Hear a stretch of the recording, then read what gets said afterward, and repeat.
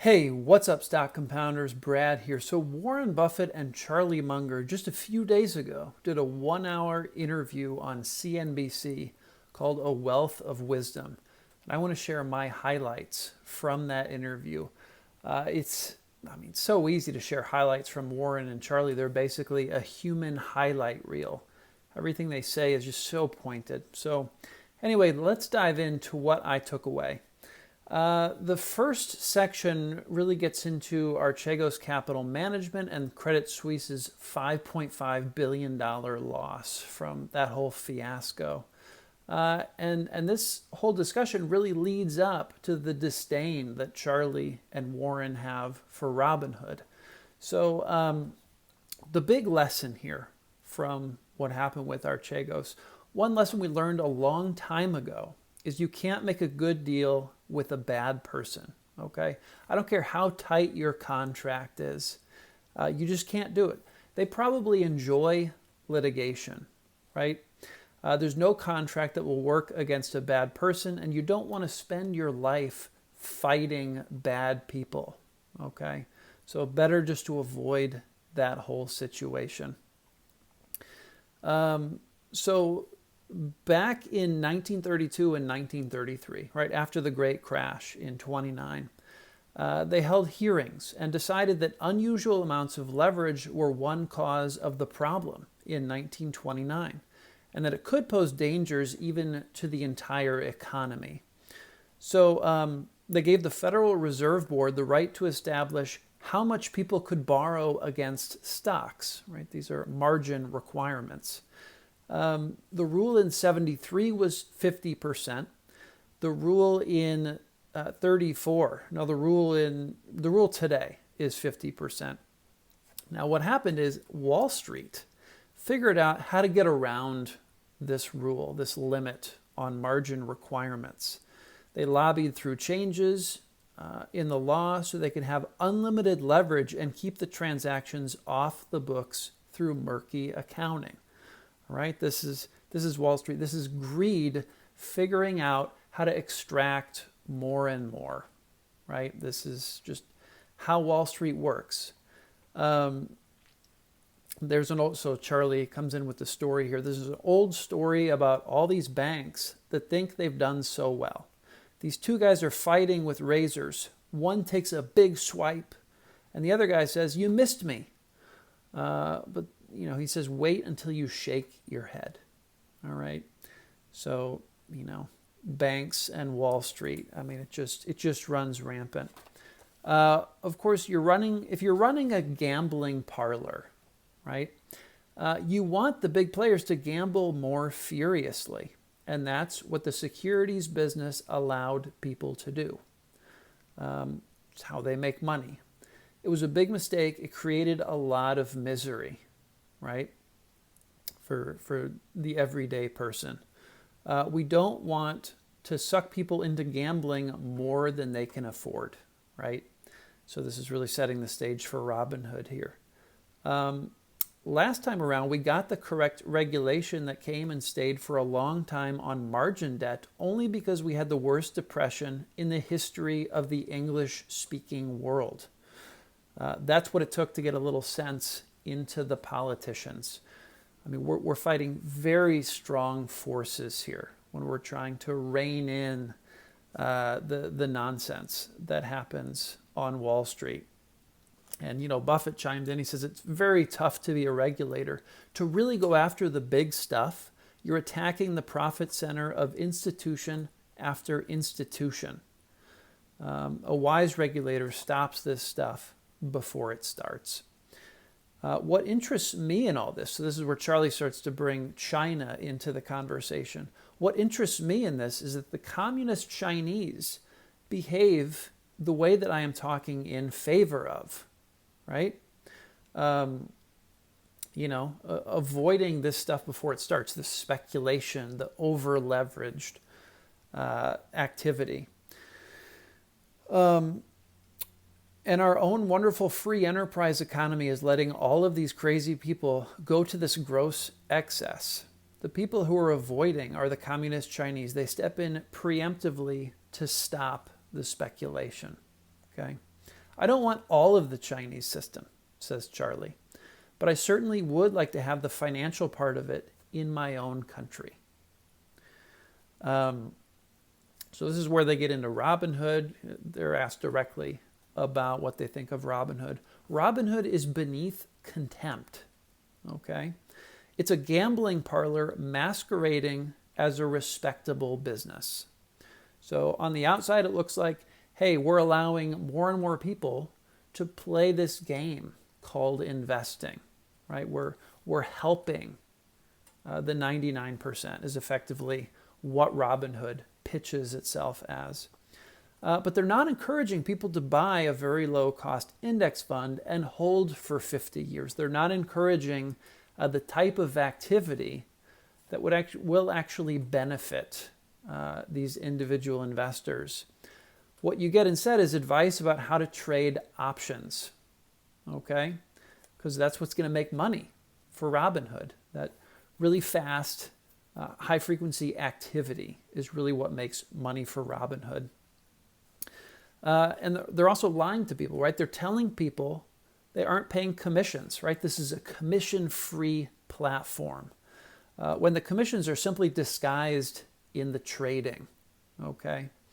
It's basically a sleazy, disreputable operation. So a lot of disdain from both Warren and Charlie, particularly Charlie, in terms of Robinhood. But what Charlie ended with about Robinhood was interesting. He said, and the interesting thing about it is some good people you would be glad to have marry into your family have backed it. It's funny, it really dates Charlie, that generation that's how they would frame it, have marry into the family. I would never talk that way as a millennial, but it is interesting.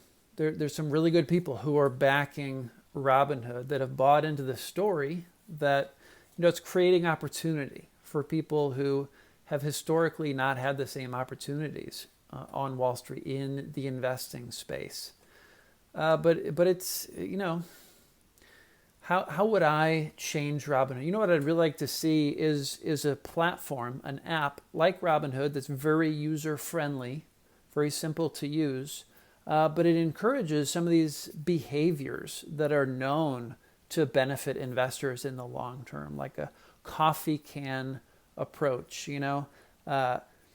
make it hard or impossible to sell for a set period of time, right? Coffee can approach. Or, just design it so that it encourages behaviors that actually benefit investors. And, there's probably something to be said that it's not as compelling from a business perspective, from a profit perspective, to do some of those things.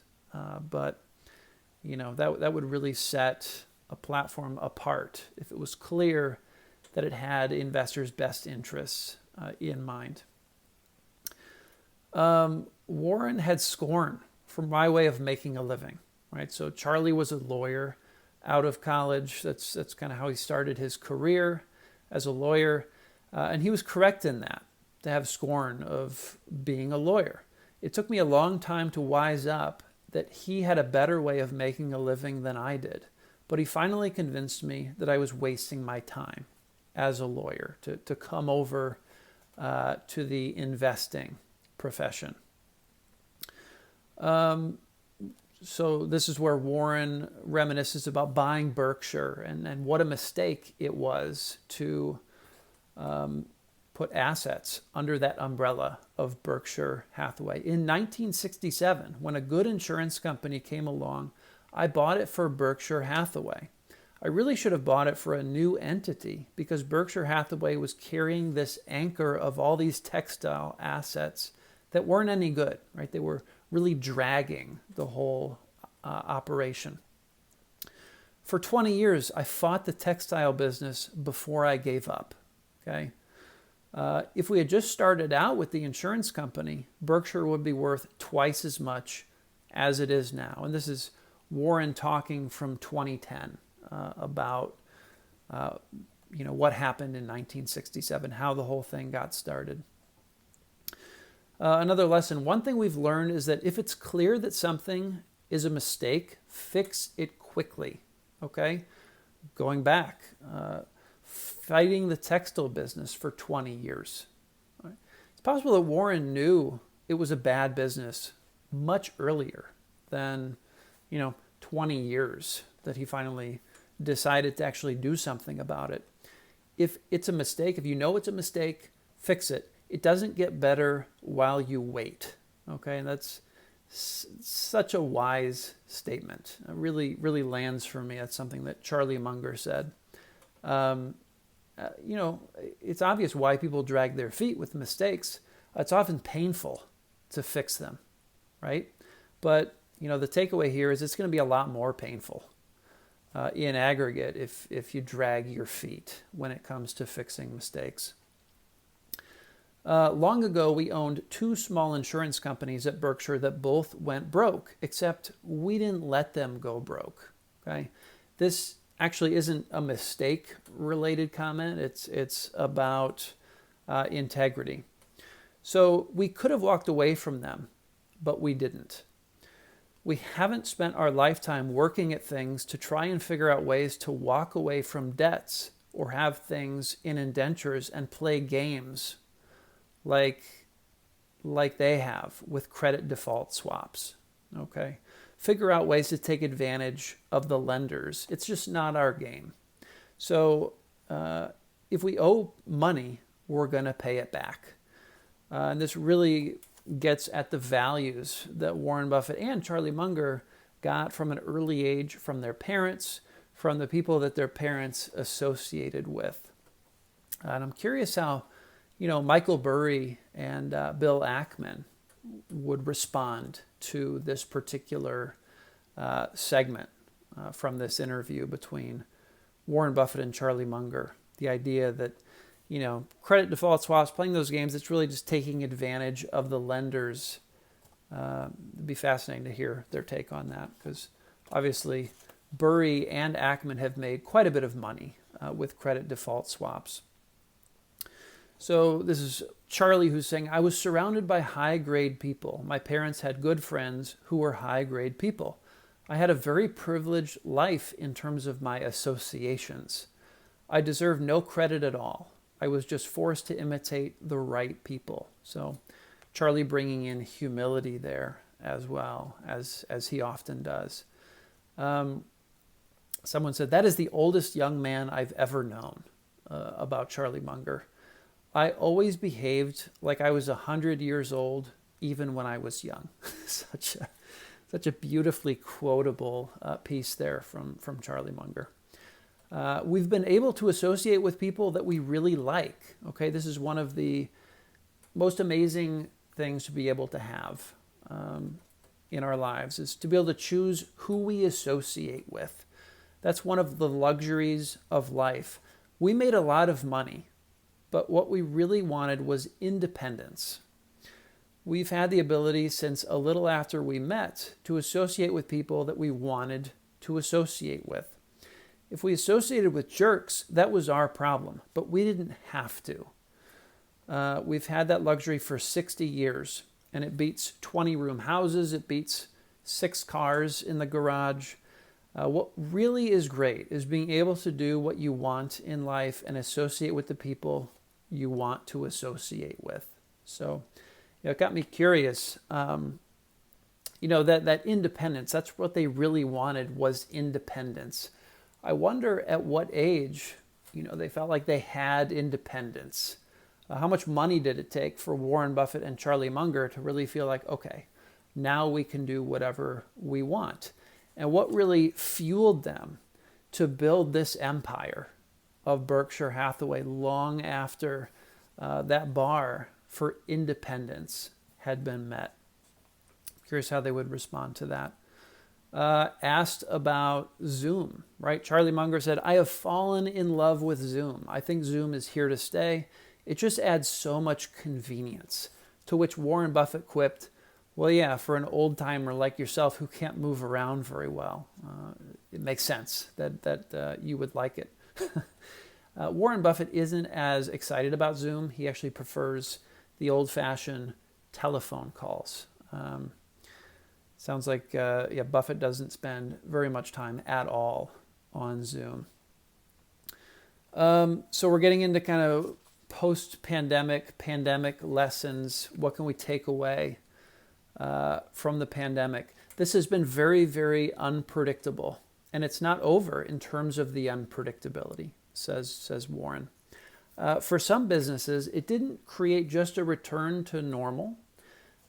It created fabulous success that they didn't anticipate. I think of Amazon, I think of Costco, I think of Zoom, right? It's also mentioned here the auto dealers are coining money that they wouldn't have had except for the pandemic. All the dealers sincerely felt they were going to have one hell of a problem. And it just didn't work out that way. I learned that people don't know as much as they think they know. Okay? The pandemic was bound to occur, and this isn't the worst one imaginable at all. Society has a terrible time preparing for things that are remote but are possible and will occur sooner or later. There will be another pandemic. We know that. Okay? We know there's a nuclear threat, chemical, biological, and now cyber threat, right? We know that there's these threats out there, not just the pandemic. Each one of those has terrible possibilities, not something that society seems particularly capable in fully coming to grips with. And that's true. How do we actually do this? So mankind 50 years, 100 years, 200 years from now should enjoy the incredibly better life that could be enjoyed without screwing it up. Yeah, it's a big challenge. We are not wired as a civilization to be very well prepared, to plan for these, yeah, I don't want to call them unlikely, but kind of black swan, events that will materialize sooner or later. I mean, same thing, natural disasters, right? These massive scale wildfires in California, the large magnitude earthquakes, right? How do you prepare for that in a systematic way for something that you know is going to happen? It's just very difficult to prepare for it. On a large scale. So wrapping up here, they get into this decentralized business model that is Berkshire Hathaway. Buffett had an incredible quote here. I'd rather be in a jail cell with a few people that were interesting and plenty of reading material than copying the centralized management system. Okay, so the management system for Berkshire Hathaway, the decentralized, non-bureaucratic system, really came out of how Warren and Charlie wanted to be involved with Berkshire Hathaway.